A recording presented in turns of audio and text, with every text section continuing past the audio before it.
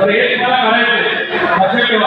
आता हा एवढा चांगला उपक्रम आहे, तुम्ही बोलताय भेटताय, कोणीला 5 वाजता संध्याकाळी भेटायला येणार बरोबर. आलेल्या लक्षात घ्या कळतंय. गणेश पाटील या इकडे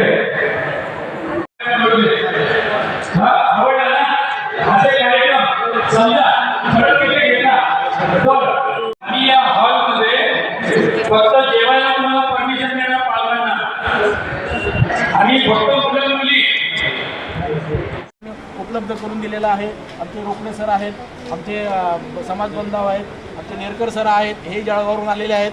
महाराष्ट्राच्या सर्व कानाकोपऱ्यातून या ठिकाणी आमचा समाज बांधव एकत्र आलेला आहे. समाज बांधवांनी किती जिल्ह्यातून पूर्ण आमच्या 36 जिल्ह्यात, महाराष्ट्राच्या सगळ्या 36 जिल्ह्यातून. आता याच्यामध्ये आज वधूवर परिचय मेळावा झाल्यानंतर जरा लग्न जरा ठरत असेल तर एकत्रित सामूहिक विवाह होईल. नाही, सामूहिक विवाहाचं आमचं आहे. आम्ही तो प्रयत्न पण केलेला आहे आणि त्या दृष्टिकोनातून आम्ही सकारात्मक प्रयत्न करत आहोत. आता देखील या ठिकाणी आम्हाला आतापर्यंत काही जे आकडे आलेले आहेत त्याच्यामध्ये जवळपास 20 ते 22 विवाह जमण्याच्या याच्यामध्ये आहे. आता ते तुम्ही जर पाहिलं पलीकडे हॉलमध्ये जे वधूवर आहेत, आलेले उच्च शिक्षित आहेत, अल्पशिक्षित आहेत, त्यांचा एकमेकांशी संवाद चालू आहे. कारण जोपर्यंत मुलाला मुलगी आणि मुलीला मुलगा पसंत पडत नाही तोपर्यंत पालकही त्यांच्यावर आज जबरदस्ती करू शकत नाही किंवा निर्णय लादू शकत नाही. काय आव्हान करतात समाज बांधवाला? समाज बांधवांना आमचं एकच आव्हान आहे की काळाची गरज ओळखून, कारण आता सरासरी मुलांचंही वय वाढतं आहे, मुलींचं वय वाढतं आहे आणि जो तो आपल्या करिअरच्या मागे लागलेला आहे की आपलं करिअर या वर्षी नाही पुढच्या वर्षी हे होईल.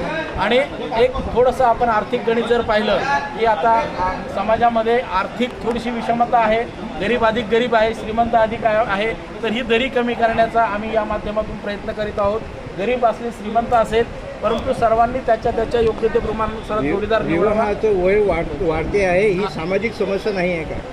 प्रश्न निश्चित सर तुमचा चांगला प्रश्न. ही सामाजिक समस्या आहे परंतु याला अनेक कंगोरे आहेत. केवळ या ठिकाणी आजचं जे आपलं सामाजिक वातावरण आहे, सोशल मीडिया आहे, या कारणामुळे मुलं आणि मुली यांच्या अपेक्षा वाढत आहेत. ते करिअरच्या मागे लागलेले आहेत आणि ज्या वयात ज्या गोष्टी व्हायला पाहिजे त्या वयात त्यांचं लग्न व्हायला पाहिजे ते होत नाही. आणि आईवडिलांच्या ते वाढले, मुलींच्या अपेक्षा जास्त वाढले, मुलींच्या आईवडिलांच्या अपेक्षा जास्त वाढल्या. मुली तर एका काळाला म्हणजे एका स्टेजला अशा आहे की त्या स्वतः ॲडजस्टमेंट करायला तयार आहे. पण वडिलाला पॅरेंटला काय वाटतं, माझी मुलगी जर 3 लाखाचं पॅकेज आहे तिला तर मिळणारं जो जावई असेल किंवा तिचा मुलगा आहे तिला 8 लाख 10 लाख एवढं पॅकेज पाहिजे. हे कसं शक्य होणार सगळ्या मुलांना? आणि आज बघितलं तुम्ही कुठलाही समाज घ्या, आमच्या समाजात तर आहेच की मुलींची संख्या कमी आणि मुलांची जास्त आहे आणि जास्तीत जास्त मुली शिक्षित आहे. आणि त्यांच्या कम्पेअरमध्ये बघितलं तर मुलांची संख्या एज्युकेशनची खूप कमी आहे. मुली जास्त शिक्षित झाले आणि मुलं कमी झाले. तर हा ताळमेळ तो थोडासा आहे त्याच्यामध्ये. एक प्रश्न असा आहे, तुमचा व्यवसाय थोडा दुर्लक्षित झाला, इतर लोक तुमच्या व्यवसायात घुसले, समजा प्रवेश केलेला आहे, हिंदी भाषिक वगैरे वगैरे, तर अशा वेळी तुमच्या समाजाला शिक्षित करण्याचा प्रयत्न कराल की तुमच्या व्यवसायात लक्ष द्याव्या असं तुम्ही आव्हान करा? ॲक्च्युली काय, आम्ही आमच्या समाजाला शिक्षणाचाच प्रयत्न करू. कारण काय, शिक्षण जर घेतलं तर पुढची पिढी घडेल आणि शिक्षण जर नसेल तर ते मागचा जो समाज जसा आहे आमचा तसाच राहील. शिक्षणाने 100% चेंज होईल. नो डाऊट बिझनेस पण पाहिजे, पण ॲज कम्पेअर टू आजचे तुम्ही बघा, आता आम्ही एखादी मुलगी बघायला आलं, मुलगा काय करतो विचारलं, लॉन्ड्रीचा आमचा व्यवसाय, लॉन्ड्री करतो म्हणलं आणि एखादं म्हणलं कंपनीत आहे, त्याला 15,000 पगार, लॉन्ड्रीवाला 30,000 कमवतो, तरी मुलांची किंवा पॅरेंटची अपेक्षा काय होती, 30,000 नोकरीवाला आहे, त्याच मुलाला प्राधान्य देणं. आणि या दृष्टिकोनात आता जे सध्या मोदी सरकार आहे, मोदी सरकारने खूप चांगला निर्णय घेतलेला आहे. एक विश्वकर्मा योजना आलेली आहे आणि विश्वकर्मा योजनेमध्ये आमच्या समाजाच्या लॉन्ड्री व्यवसायाला त्यांनी प्राधान्य दिलेलं आहे. त्यामुळे आलुतेदार बलुतेदार आणि हे सगळे त्याच्यामध्ये आलेल्यामुळे आणि बऱ्याच बँकाही त्यांना आता लॉन्ड्रीसाठी किंवा आता आधुनिक पद्धतीने लॉन्ड्री व्यवसाय करण्यासाठी PM आणि CGMP या दोन्ही योजनेतून पंतप्रधान स्वयंरोजगार योजना आणि मुख्यमंत्री स्वयंरोजगार योजना या माध्यमातून शासनही लोन देतं आहे. परंतु त्यांना उद्योजक घडवण्याऐवजी आमच्या समाजामध्ये आजही मानसिकता आहे, हे आपल्याला मान्य करावं की नोकरीची मानसिकता आहे. तर नोकरीऐवजी उद्योजक कसं करता येईल या दृष्टिकोनातून आमच्या उच्च शिक्षित लोकांचाही प्रयत्न आहे की आमच्या समाजामध्ये एक उद्योजक असा गट तयार करून की त्यांनी लॉन्ड्री व्यवसाय करावा. तुम्ही म्हणता की आज वस्तुस्थिती आहे पारंपरिक नाही, आधुनिक. शिक्षणाचे कुठलेच फायदे आमच्या समाजाच्या युवकांना मिळत नाही. त्यामुळे सरकारी नोकऱ्यांमध्ये अतिशय अल्प प्रमाण आहे.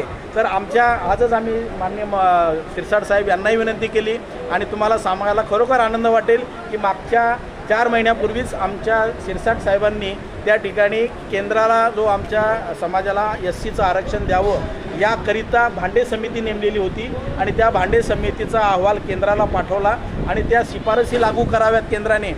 कारण त्या भांडे समितीच्या अहवालामध्ये 3 नंबरची शिफारस आहे की हा अहवाल ज्या वेळेस केंद्राकडे पाठवला जाईल त्या दिवसापासून परीट धोबी समाजाला SC आरक्षणाच्या तत्सम सवलती देण्यात यावा ही शिफारस आहे भांडे समितीची, तर ती लागू करावी यासाठी सन्माननीय शिरसाट साहेबांनी प्रयत्न केलेला आहे. आणि ती जर लागू झाली आणि आमचा समाज जर SCमध्ये आला, कारण त्याचे सर्व निकष आम्ही पूर्ण करतो.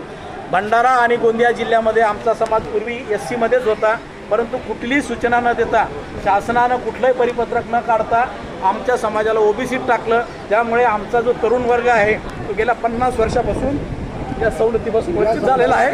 या संदर्भात भविष्यात तुमच्याकडून काही आंदोलनाचे वगैरे काही आम्ही सर्व प्रयत्न करतोय. आम्ही देशभरातला पूर्ण आमचा समाज एकत्र येणार आणि याच्यावर आंदोलन करणार. धन्यवाद. उमरकर, मी अमरावती जिल्ह्यात राहतो. अमरावतीला मी व्यवसाय करतो आणि आमच्या समाजामध्ये आज विखुरलेला समाज आहे. सर्व गटामध्ये आहे, सर्व याच्यामध्ये आमचा समाज राहतो. त्यामुळं आमच्या समाजाला प्रत्येकच गोष्ट मिळेल असे नाही. आमच्या याच्यावर धोबी आणि धुबा SCमधून कसं काढ झालं त्याचं पत्रसुद्धा आहे. एखाद्या डॉक्टरला या माझं ऑपरेशन करायचं आहे म्हणून जर पत्र हे दिलं तर गोळी किंवा इंजेक्शन देईल. पण आज आमच्याजवळ सर्वच आहे. MRI आहे, CT स्कॅन आहे, एक्सरे आहे. त्याच्यामुळं कोर्टात आम्ही जाऊ शकतो. आम्ही फक्त याची वाट पाहत आहोत की दिल्लीला आमचं बोलावणं कधी येते.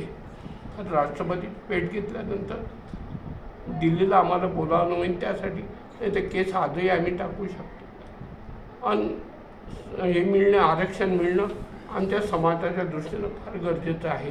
कारण मुलाला 1% ॲडमिशन मिळत नाही आहे. असा गरीब समाज आमचा आहे. सर्वांचे धुणे भांडे धुणी करून आमचा समाज वर आलेला आहे.